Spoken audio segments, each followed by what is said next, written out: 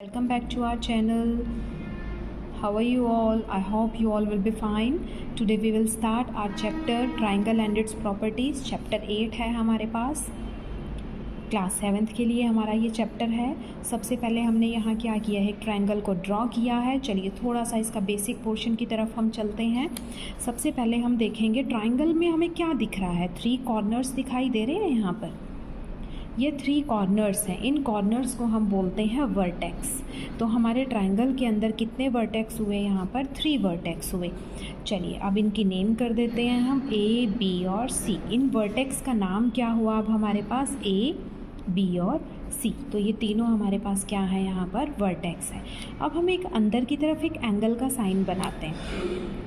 ये हमारे पास बन जाते हैं एंगल्स ऑफ अ ट्रायंगल। तो ये हमारे पास 3 यहाँ पर क्या बन गए हैं, एंगल्स बन गए हैं।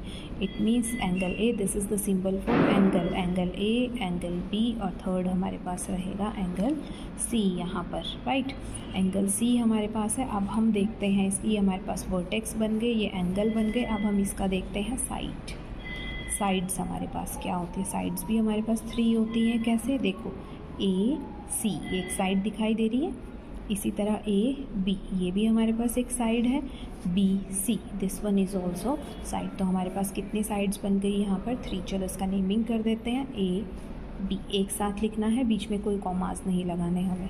फिर हमारे पास आता है बी सी, फिर हमारे पास आ जाता है C A. These are the 3 sides of the triangle. आगे चलते हैं।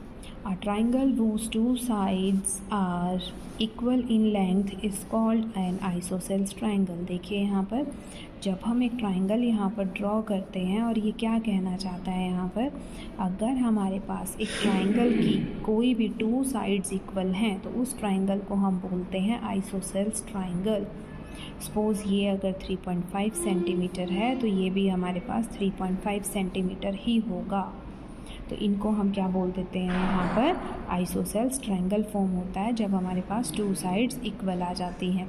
अब हमारे पास इसके अंदर एक होता है base angle. What is base angle? Base angle में मीन्स एक ट्रायंगल में जो बॉटम को कवर करता है, जो उसके बेस को कवर करता है, these are the base angles.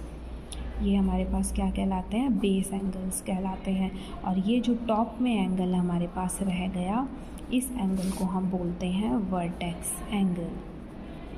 ये हमारे पास हो जाता है वर्टेक्स एंगल। ये ध्यान रखें, बेस एंगल और वर्टेक्स एंगल। अब हम पढ़ेंगे properties of isosceles triangle. Isosceles triangle अभी हमने पढ़ लिया, जिसके 2 साइड्स इक्वल होती हैं। प्रॉपर्टीज़ से पहले फर्स्ट प्रॉपर्टी देखेंगे हम। इन आर ट्रायंगल, एक ट्रायंगल के अंदर if 2 sides are equal then the opposite angles to the sides are also equal. ये क्या कहना चाहता है यहाँ पर, एक ट्रायंगल के अंदर अगर अपोजिट साइड्स इक्वल हैं तो उनके एंगल भी इक्वल होंगे। सपोज मैंने यहाँ पर एक ट्रायंगल ड्रॉ किया है। ये क्या कहना चाहता है, इफ़ 2 साइड्स आर इक्वल, अगर हमारे पास ये 2 साइड्स इक्वल हैं तो इनके जो एंगल्स हैं, अपोजिट एंगल्स, ये भी दोनों हमारे पास क्या होंगे, इक्वल होंगे। This is the property. ऐसे ही सेकेंड प्रॉपर्टी है, if in our triangle 2 angles are equal then the sides opposite to these angles are equal in length. Again the same. ये क्या कहना चाह रहा है, अगर हमारे पास कोई ट्राइंगल है और उसके ये दोनों एंगल सेम हैं, सपोज़ ये 45 डिग्री है, ये भी 45 डिग्री है, तो इनकी साइड्स भी इक्वल होंगी। मीन्स दोनों ही प्रॉपर्टीज़ का क्या कंक्लूज़न है, अगर साइड्स इक्वल हैं तो एंगल इक्वल होंगे, एंगल इक्वल हैं तो दोनों की साइड्स इक्वल होगी। अब हम आगे बढ़ते हैं, exterior angle of a triangle. एक ट्रायंगल के अंदर हम एक एक्सटीरियर एंगल को अब हम पढ़ेंगे, व्हाट इज़ एक्सटीरियर। तो इसके लिए भी सबसे पहले हम क्या करते हैं, एक ट्रायंगल को यहाँ पर ड्रॉ करते हैं। ये लीजिए, ये मैंने एक ट्रायंगल ड्रॉ कर दिया। इसकी नेमिंग कर देते हैं हम ABC, जिसके बारे में अभी हमने पढ़ा था। इसके वर्टेक्स एंगल्स, इसको हम थोड़ा सा आगे बढ़ा देते हैं। तो जो ट्रायंगल से बाहर की तरफ एक एंगल फॉर्म हुआ, ये एंगल हमारे पास कहलाता है एक्सटीरियर एंगल। इस एंगल को हम बोलते हैं एक्सटीरियर एंगल। और इसके जो ऑपोजिट हैं, इस एंगल के जो ऑपोजिट एंगल्स हैं, दीज टू एंगल्स, इनको हम बोलते हैं इंटीरियर। इंटीरियर मीन्स अंदर, एक ट्रायंगल के अंदर वाली side, these are the interior angle के जो ट्रायंगल के अंदर फॉर्म है, इंटीरियर ऑपोजिट एंगल्स। ये दोनों एंगल्स हमारे पास क्या कहलाते हैं? This is exterior angle and these are the interior opposite angles. अब हमारे पास इनका एक रिलेशन है दोनों का। वो रिलेशन क्या है हमारे पास? जो इनके बीच में रिलेशन फॉर्म होता है वो क्या कहता है? Exterior angle is equal to the sum of two interior opposite angles। तो ये हमारे पास एक प्रॉपर्टी होती है कि जो एक्सटीरियर एंगल है हमारे पास वो इक्वल होता है sum of two interior opposite angles के। तो ये प्रॉपर्टी अब हम क्वेश्चंस में यूज़ करेंगे। ये प्रॉपर्टी अब यूज़ करेंगे क्वेश्चंस में हम। जैसे मेरे पास क्वेश्चन है, one of the exterior angle of triangle ABC measure 150। चलो फिर से फिगर ज़रूर बनाना है क्वेश्चंस के अंदर। ये मैंने एक फिगर ड्रॉ किया यहाँ पर, इसका नेमिंग रख लेते हैं हम ABC, और ये हम आगे फर्दर इसको हमने बढ़ा दिया। इसने बात की है यहाँ पर एक्सटीरियर एंगल की, और वो कितना है? 150। तो मैंने इसको राइट डाउन यहाँ कर दिया और इस एंगल पे लिख दिया 150 डिग्री।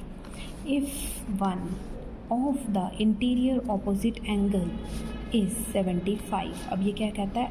एक interior opposite angle, if one interior opposite angle कितना दे रखा है हमें? 75। तो इंटीरियर ऑपोजिट ये वाले एंगल होते हैं। चलो मैंने इसको ले लिया 75। अब वो क्या कहता है? अदर इंटीरियर ऑपोजिट एंगल को मुझे क्या करके दिखाना है? फाइंड करके दिखाना है। तो इसको हम क्या ले लेते हैं? यहाँ पर x ले लेते हैं। हम अपनी प्रॉपर्टी ही यूज़ करेंगे यहाँ पर, इनके बीच का रिलेशन। क्या प्रॉपर्टी यूज़ की थी हमने यहाँ पर?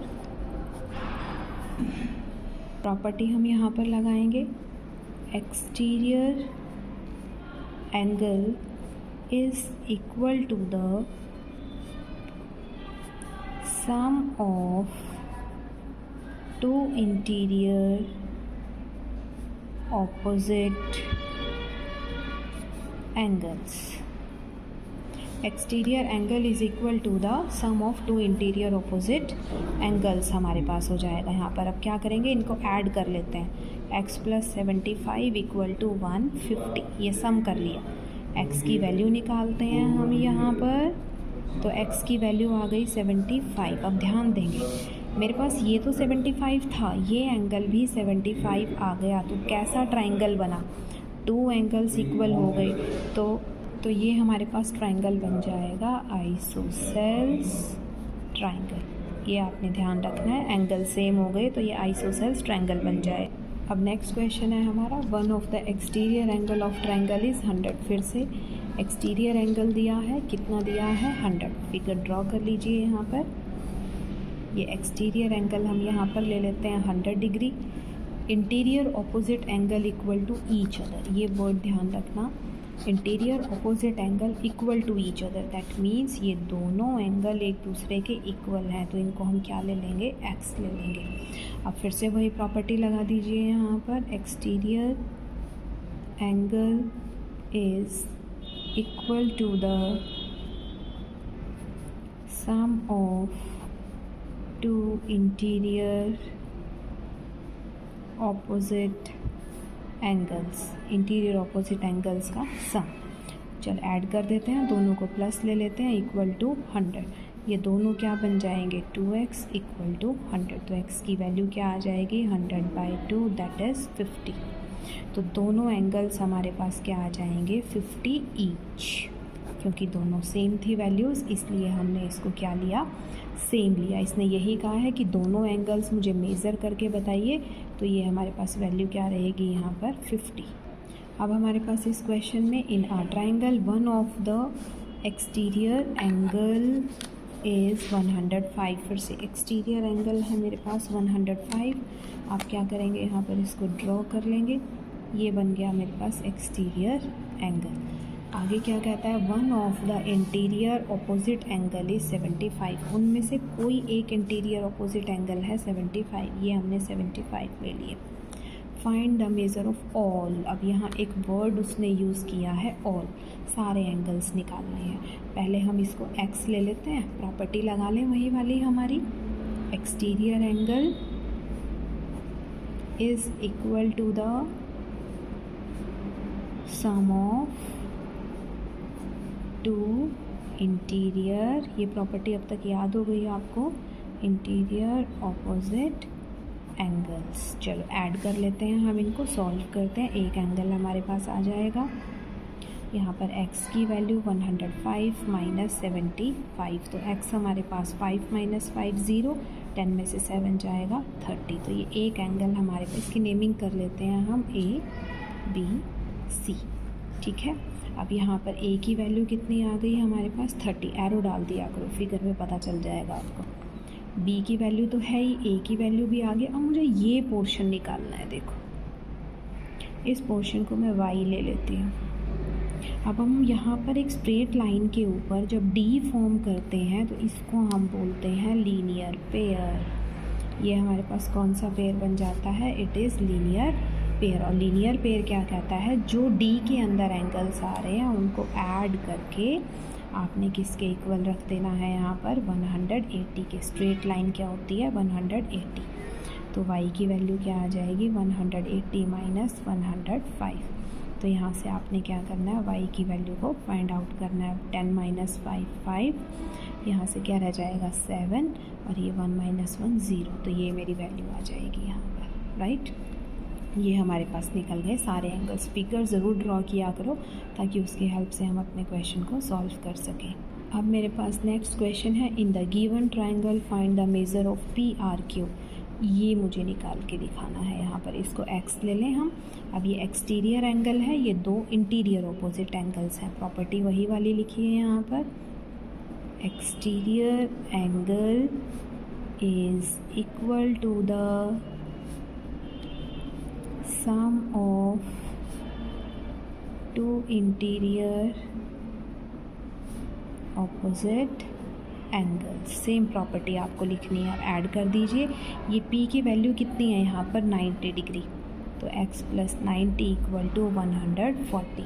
तो यहाँ से हम x की वैल्यू निकाल लेंगे, सब्ट्रैक्ट करेंगे, x हमारे पास कितना बन गया है यहाँ पर, ये हो जाएगा 50 डिग्री। तो this is the value of x here. So questions को इस तरीके से आपने विद फिगर सॉल्व करना है। Subscribe and like the channel ताकि आपको आगे ज़्यादा से ज़्यादा वीडियोस मिल सकें।